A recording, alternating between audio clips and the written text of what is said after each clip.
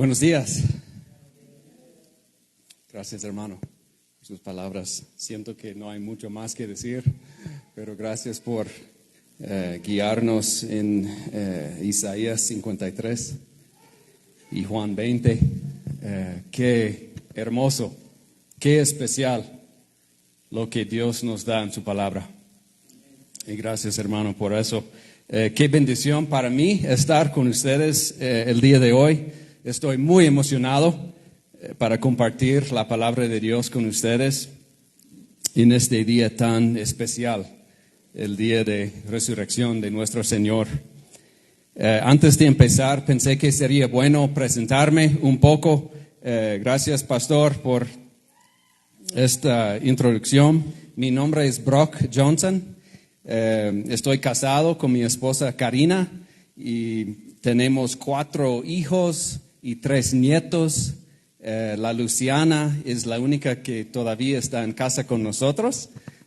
Está aquí con nosotros el día de hoy.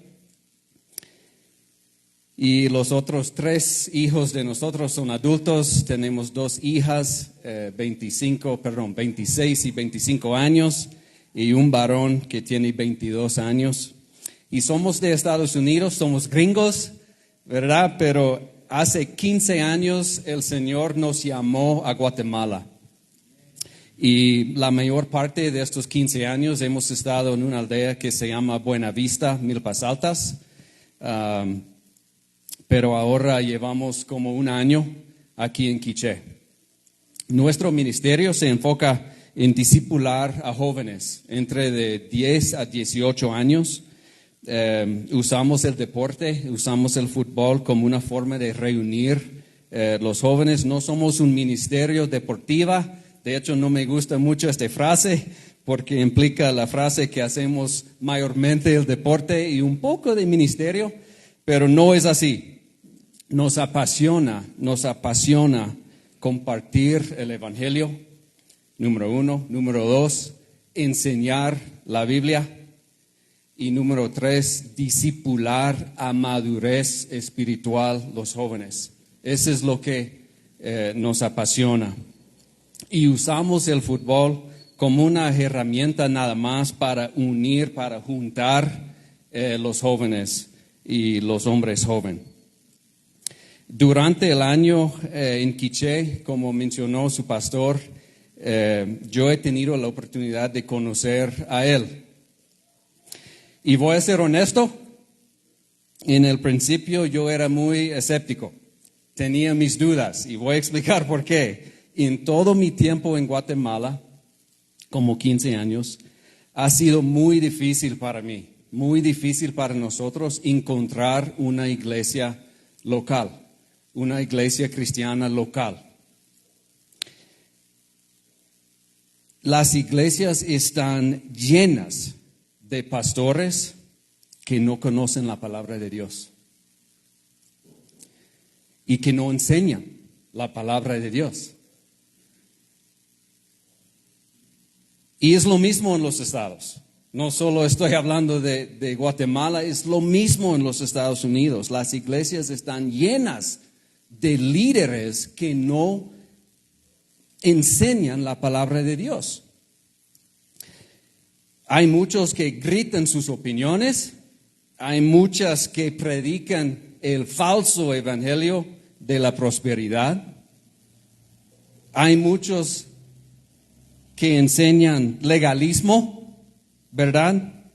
Que solo enfocan en el comportamiento moral y salvación por obras, y algunos que solo quieren ser geniales con las personas, que hablan de chistes y historias y quieren crecer sus seguidores en Facebook y Instagram.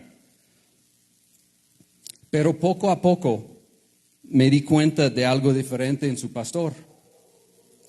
Por eso empezamos a asistir en la iglesia.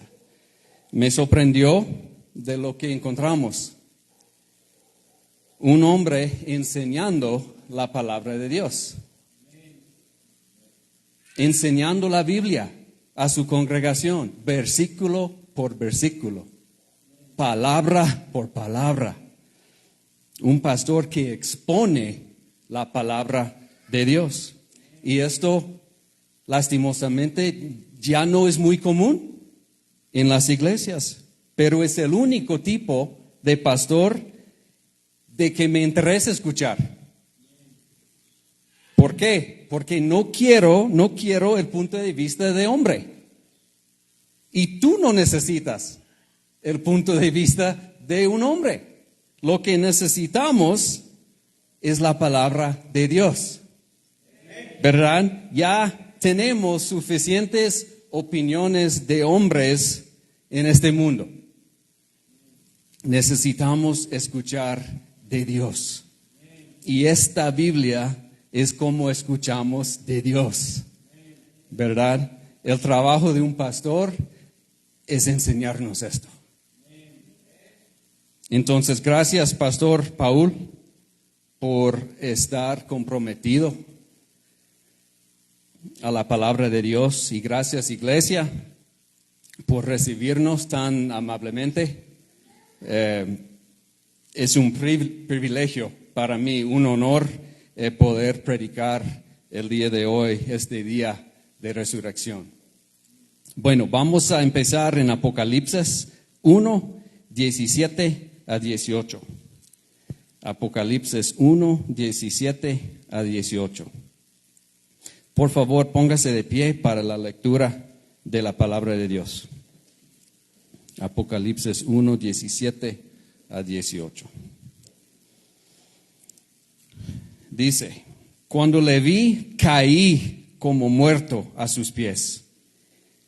Y él puso su diestra sobre mí, diciéndome: no temas, yo soy el primero y el último, y el que vivo y estuve muerto, mas he aquí que vivo por los siglos de los siglos. Amén. Y tengo las llaves de la muerte y del Hades. Señor Jesús, venimos ante ti humildes y desesperados por ti. Ayúdame, Señor, a ser fiel a tu palabra y que la verdad de tu palabra penetre en nuestros corazones en este día. Hoy celebramos la resurrección, la victoria sobre el pecado y la muerte. Gracias, Señor, por la obra completa de la cruz y el poder de la resurrección. En el nombre de Jesús, amén. Pueden sentarse, por favor. Bueno, en nuestro ministerio hemos estado estudiando los atributos de Dios. Conocer los atributos de Dios simplemente nos ayuda a conocer a Él. Un atributo es otra palabra para un aspecto, una característica de Dios. Bueno, ¿cuáles algunos de los atributos de Dios? Hay muchos. Santo, fiel, soberano, amor, omnipresente. Hay mucho más y los estudiamos cada uno de estos atributos porque nos enseñan quién es Dios. Porque si nos llamamos cristianos, tenemos que conocer a Dios. ¿Ustedes creen eso en su iglesia? Suena muy básico, ¿verdad? Pero escucha de nuevo. Para ser cristiano hay que conocer a Dios. No solo decir que eres cristiano, no solo decir que mi familia es cristiana, sino en realidad, personalmente, conocer a Dios. En Juan 17:3, Jesús está orando al Padre y Él dice: y esta es la vida eterna, que te conozcan a ti, el único Dios verdadero. ¿Oyes la importancia? Qué importante es conocer a Dios. Jesús dijo al Padre: esta es la vida eterna, que ellos te conocen. Tenemos que conocer a nuestro Padre. En Jeremías 9, 23 a 24, Jeremías 9, 23 a 24. Y perdón, voy a mover rápido, tenemos muchos versículos que vamos a ver el día de hoy. Pero en Jeremías 9, 23 a 24, el Señor dice a Jeremías: no se alabe el sabio en su sabiduría, ni en su valentía se alabe el valiente, ni el rico se alabe en sus riquezas, mas alábese en esto el que se hubiere de alabar, en entenderme y conocerme. En entenderme y conocerme. Él dice a los ricos: no sean orgullosos porque son ricos. O al sabio: no seas arrogante porque eres inteligente. Lo único que importa es si me conoce. Si me conoce. Así que el cristiano tiene que conocer a Dios. Por eso estudiamos sus atributos. Y cuando conocemos a Dios a través de sus atributos, podemos aplicar en nuestras vidas lo que sabemos de Él. ¿Entienden? Cuando en realidad conocemos a Él, cuando conocemos sus atributos, podemos aplicar en nuestra vida lo que sabemos de Él. Hagamos un ejemplo. Si tú sabes que Dios es soberano, puedes confiar en Dios durante el sufrimiento. ¿Verdad que sí? Eso es lo que estamos tratando de decir. Cuando conocemos a Él, podemos aplicarlo en la vida. Si Dios es soberano, significa que Él tiene control de todas las cosas. Significa que nada puede pasar fuera de su control. Soberano. Y cuando en realidad creemos eso, cuando llega la tragedia en la vida, ¿quién ha pasado una tragedia en su vida? Cuando llega este momento de sufrimiento, la tragedia fuerte, no tenemos que dudar quién es Dios. Ahora, tal vez no entendemos y tal vez el problema es difícil, pero no tenemos que dudar quién es Dios. Podemos confiar que Dios tiene un propósito en el sufrimiento. Y así es como aplicamos lo que sabemos de Él en nuestras vidas. El año pasado, mi suegro, que tenía salud perfecta, fue diagnosticado con etapa 4 de cáncer cerebral. Y los médicos nos dijeron que él tenía muy poco tiempo para vivir. El día que el doctor nos contó eso, mi suegro sentía bien, perfectamente sano, pero en unos pocos meses había perdido el cabello, el peso, su capacidad de hablar, y muy pronto él murió. Pero mi suegro sabía que Dios era soberano. Y sabíamos nosotros, y mi esposa sabía que Dios es soberano. No entendíamos las razones de Dios y fue muy difícil. Creerme, mi esposa era criada por su padre soltero, sin mamá en la casa. Entonces, créanme, iglesia, esto fue muy difícil para ella, muy difícil. Pero nunca dudó en quién era Dios. Entonces nunca perdió su paz. ¿Por qué? Porque ella sabía quién es Dios. Ella conoce sus atributos, conoce a Él. Ella sabe que Él es bueno. Ese es atributo número 1. Él es bueno, Él es santo, Él es fiel, Él es soberano. Y hay una paz y gozo que solo es posible para el cristiano. Y solo es posible cuando conocemos a Dios y su palabra.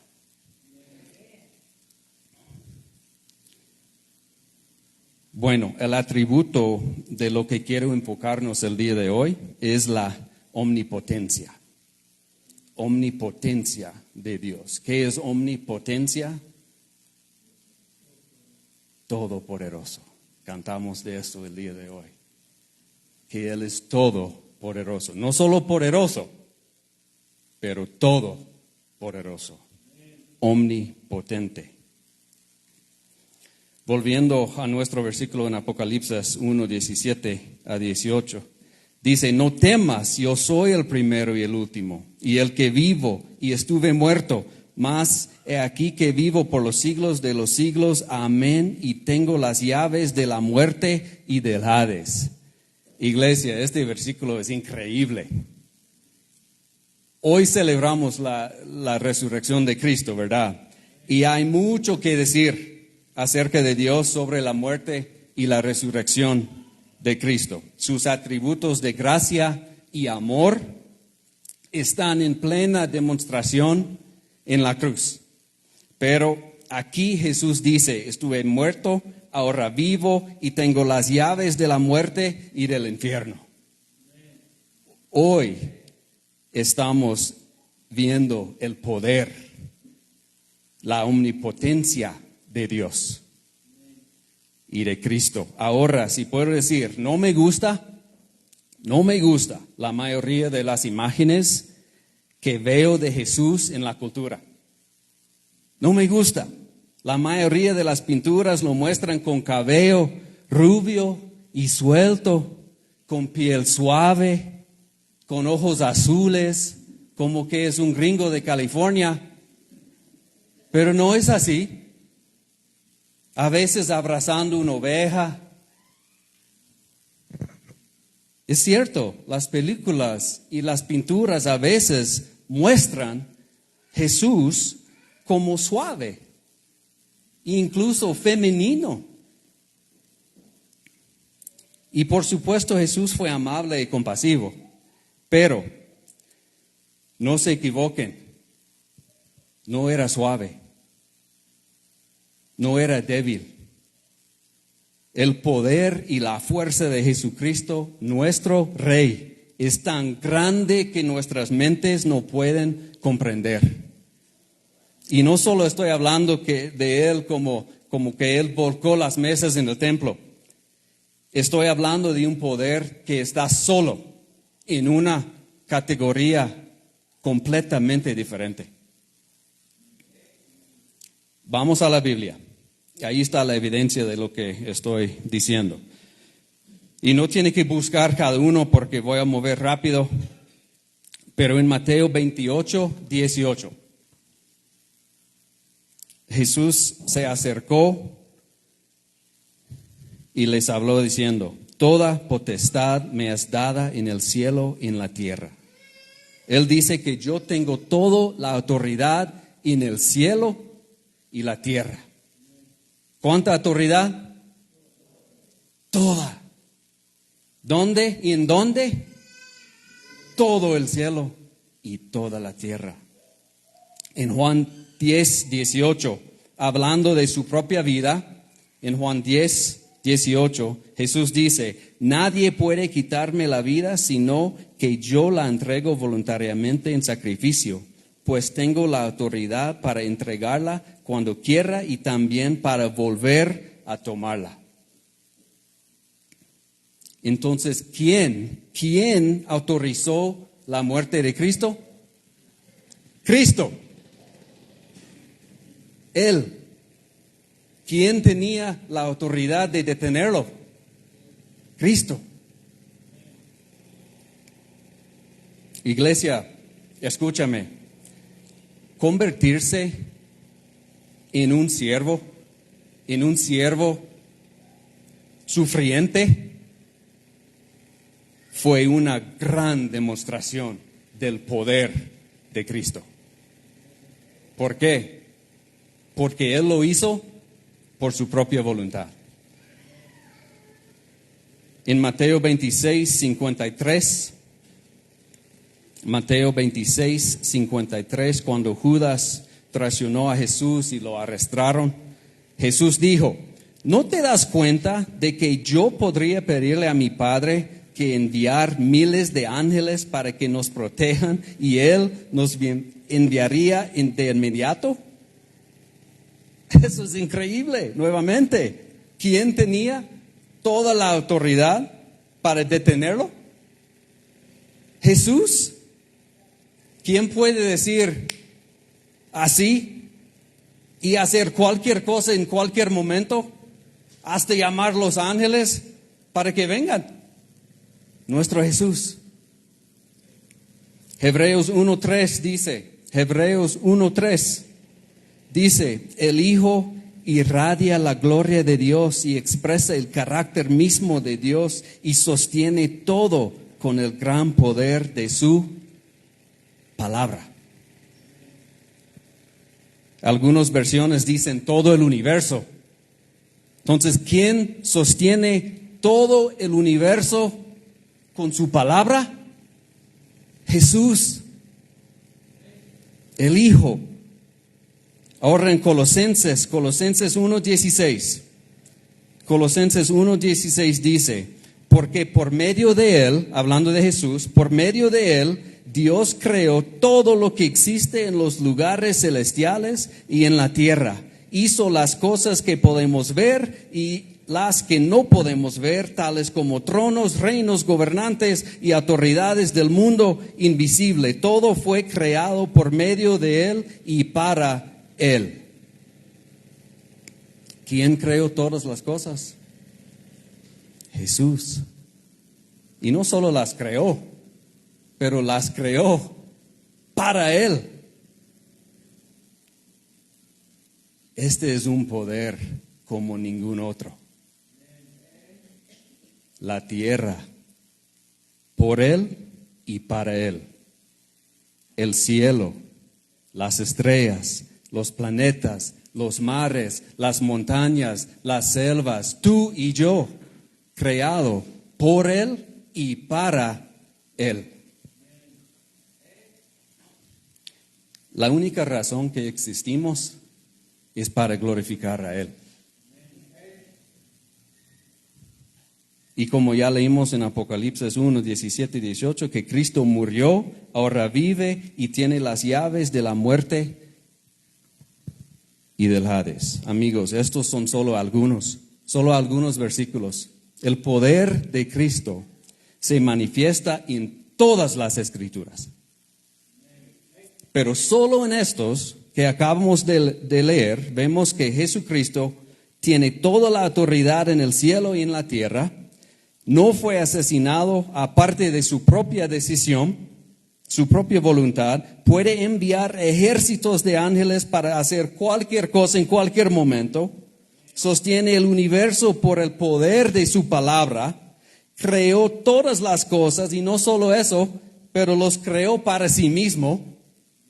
Y posee las llaves del juicio de la muerte y el infierno. Pregunta, iglesia, ¿puede existir un poder mayor? Voy a tomar un paso más. Y tal vez es demasiado, pero voy a tomar un paso más. Antes de ser arrestado, en Mateo 26, ya con la cruz en su mente, Jesús oró, pasa de mí esta copa.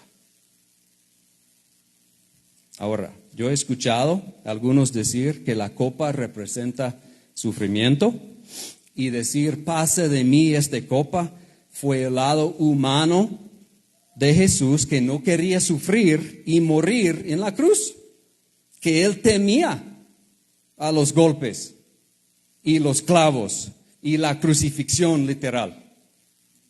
Pero piensa en todo lo que acabamos de leer de la omnipotencia de Cristo.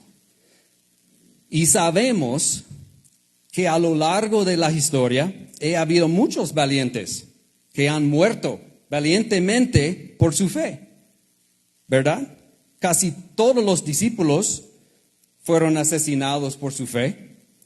La historia nos dice que Pedro exigió ser colgado boca abajo en la cruz porque no merecía ser asesinado como Jesús. Qué coraje, ¿verdad?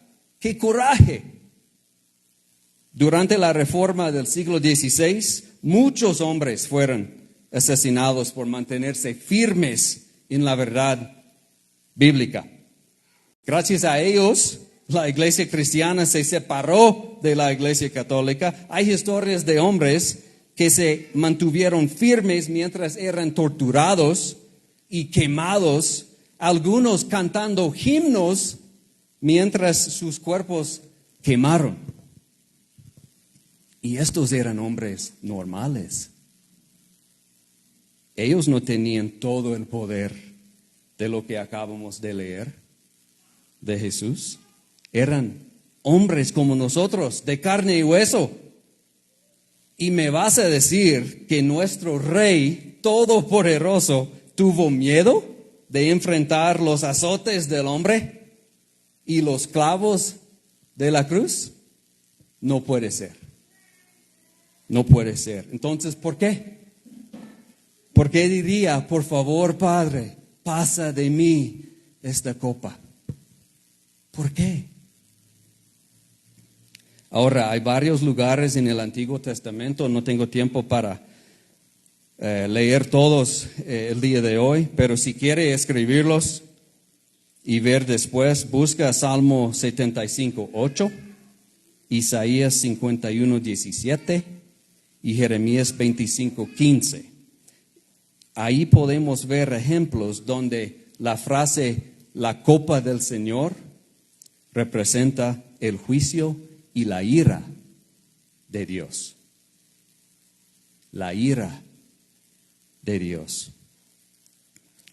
Lo único que asustaba a Jesús cuando Él dijo, pase esta copa de mí, lo único que asustaba a Él fue recibir todo la ira del Padre. Y eso es lo que Él recibió en la cruz. La ira del Padre. Él no tenía miedo del dolor físico de los hombres, de parte de los hombres, sino la ira poderosa de su Padre. Aquí está el punto principal de mi mensaje. En la cruz podemos ver muchas cosas. Vemos la ira del Padre y la sumisión y sacrificio del Hijo. Vemos los atributos de Jesús de amor y gracia y misericordia en plena vista en la cruz. Pero en la resurrección debemos ver el poder de Cristo. El Rey Jesucristo, el que sostiene el universo con su palabra, el que creó todas las cosas, resucitó de los muertos, cumpliendo todas las profecías y promesas y venciendo el poder del pecado y la muerte para siempre. Eso es omnipotencia. Eso es todopoderoso. Ese es nuestro Señor Jesús. Entonces, ¿cómo reaccionamos? Hablamos de conocer a Él para aplicar en la vida lo que sabemos, ¿verdad que sí? Entonces, ¿cómo reaccionamos a lo que acabamos de leer? ¿Cómo reaccionamos al poder de Jesús? Tengo 6. Tengo 6. Número 1, creer. Creer. Todo aquel que invoque el nombre del Señor será salvo. Creen en Él. Número 2, postrate ante Él. Llorar, examinar sus propios pecados y darle gracias a Él. Pídele perdón y recibe su misericordia. Número 3, conócelo. Debes anhelar conocerlo. Vive en su palabra. Leer, estudiar, orar, leer y estudiar más la palabra de Dios para conocerlo. Número 4, obedecerlo. Tome su cruz y obedecerlo. Dale tu vida. Di, no vivo yo, sino Cristo vive en mí. No soy mío, fui comprado por precio. Número 5, crecer. Persigue la madurez espiritual. Debemos permanecer en la palabra y humildes, dejar que la verdad de la palabra nos cambie y nos santifique. 6, conéctese más en su iglesia local. Conéctese más, ir a las clases de discipulado, crecer en su fe junto en comunidad. Es muy importante. No podemos hacerlo solos. Amigos, nuestra reacción a la cruz y la resurrección no es decir gracias, qué bueno que tú hiciste esto para que yo pueda disfrutar mi vida. Buena onda, Jesús, gracias. Qué horrible hacer eso. No, nuestra reacción es decir, gracias Jesús, no lo merezco. Tome mi vida es tuya. Usarme para tu gloria, cualquier cosa. Para terminar, Jesús, el Hijo Santo y Precioso, el Rey Omnipotente, Todopoderoso, que podría haberlo detenido todo con el chasquido de su dedo, soportó la cruz por el gozo puesto delante de él. Hebreos 12. Soportó la cruz por el gozo de salvarnos y conocernos. Soportó la cruz por su amor por ti y por mí. Nosotros pecadores, rebeldes y culpables que somos. Mira pues, fuimos nosotros que merecimos ese castigo. Fuimos nosotros. Hemos pecado contra Dios perfecto, un Dios perfecto. Hemos pecado contra Él. Cada uno de nosotros pecamos y nos rebelamos contra Él todos los días, de alguna manera, en alguna acción, sentimiento o pensamiento. Y cada uno de estos pecados merece la muerte. Romanos 6:23. Algunas de las chicas lo dijo hoy. ¿Verdad que sí? La paga del pecado es la muerte. ¿Por qué? Porque Dios es santo. Dios es santo y nosotros somos malos. Y Él es tan santo que el pecado más pequeño no puede existir en su presencia. Y es por eso que nuestro Salvador, Jesús, Él con todo el poder en el cielo y la tierra, por su propia voluntad, murió en nuestro lugar y tomó nuestro castigo. Y 3 días después resucitó, venciendo el pecado y la muerte para siempre. Y ahora Él ofrece vida eterna para todos los que creen.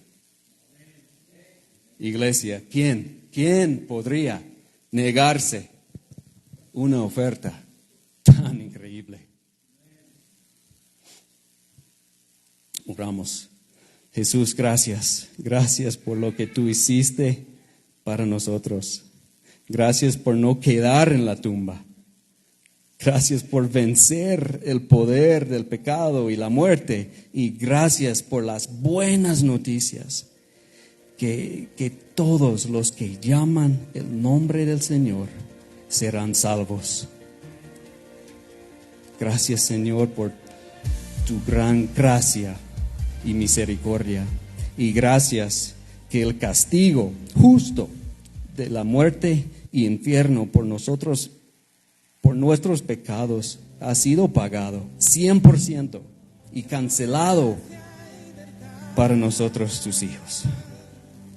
Hoy celebramos tu resurrección con humildad y con gozo. Gracias, Padre. En el nombre de Jesús.